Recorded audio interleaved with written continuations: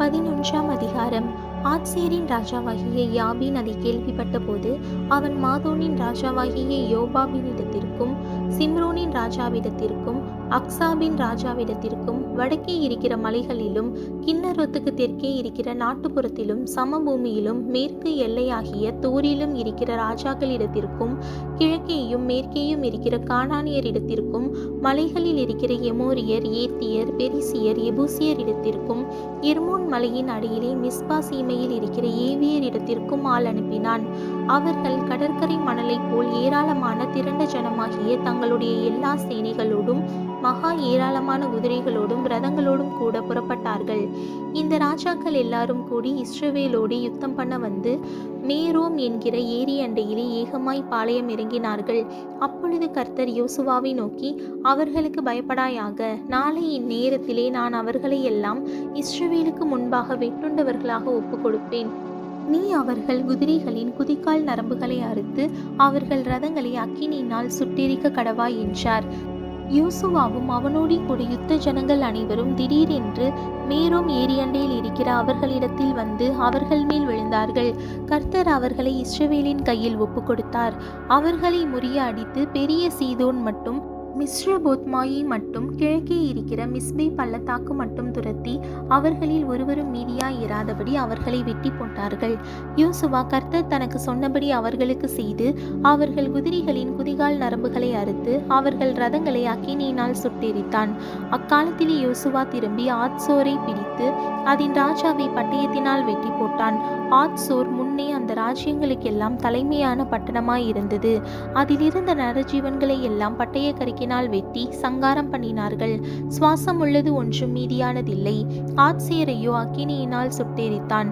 அந்த ராஜாக்களுடைய எல்லா பட்டணங்களையும் அவைகளுடைய எல்லா ராஜாக்களையும் யோசுவா பிடித்து பட்டய கருக்கினால் வெட்டி கர்த்தருடைய தாசனாகிய மோசே கட்டளையிட்டபடி அவர்களை சங்காரம் பண்ணினான். ஆனாலும் தங்கள் அரணிப்போடு இருந்த பட்டணங்களை எல்லாம் இஸ்ரவேலர் சுட்டெரித்து போடாமல் வைத்தார்கள். ஆத்சோரை மாத்திரம் யோசுவா சுட்டெரித்து போட்டான். அந்த பட்டணங்களில் உள்ள மிருக ஜீவன்களையும் மற்ற கொள்ளை பொருள்களையும் இஸ்ரவேல் புத்திரர் தங்களுக்கென்று எடுத்துக்கொண்டார்கள். ஆனாலும் எல்லா மனுஷரையும் அழித்து தீரும் மட்டும் அவர்களை பட்டய கருக்கினால் வெட்டி போட்டார்கள். சுவாசமுள்ள ஒன்றையும் அவர்கள் மீதியாக வைக்கவில்லை. கர்த்தர் தமது தாசனாகிய மோசேக்கு எப்படி கட்டளையிட்டிருந்தாரோ அப்படியே மோசே யோசுவாவுக்கு கட்டளையிட்டிருந்தான்.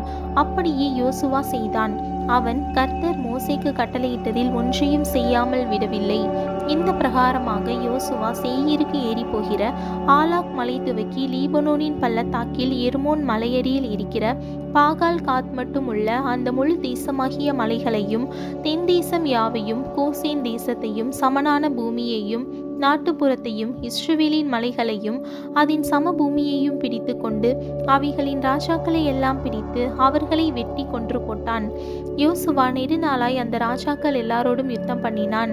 கிபியோனின் குடிகளாகிய ஏவியரை தவிர ஒரு பட்டணமும் இஸ்ரவேல் புத்திரரோடு சமாதானம் பண்ணவில்லை. மற்றெல்லா பட்டணங்களையும் யுத்தம் பண்ணி பிடித்தார்கள். யுத்தம் பண்ண இஸ்ரவேலுக்கு எதிராக வரும்படிக்கு அவர்களுடைய இருதயம் கடினமானதும் இப்படியே அவர்கள் பேரில் இரக்கம் உண்டாகாமல் கர்த்தர் மோசேக்கு கட்டளையிட்டபடி அவர்களை அழித்து சங்காரம் பண்ணினதும் கர்த்தரால் வந்த காரியமாய் இருந்தது.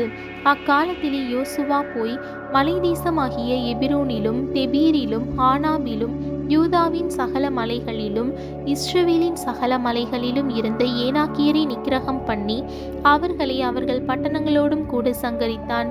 இஸ்ரவேல் புத்திரரின் தேசத்தில் ஏனாக்கியர் ஒருவரும் மீதியாக வைக்கப்படவில்லை.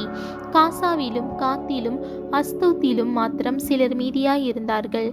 அப்படியே யோசுவா கர்த்தர் மோசேயினிடத்தில் சொன்னபடியெல்லாம் தேசம் அனைத்தையும் பிடித்து அதை இஸ்ரவேலருக்கு அவர்கள் கோத்திரங்களுடைய பங்குகளின்படியே சுதந்திரமாக கொடுத்தான்.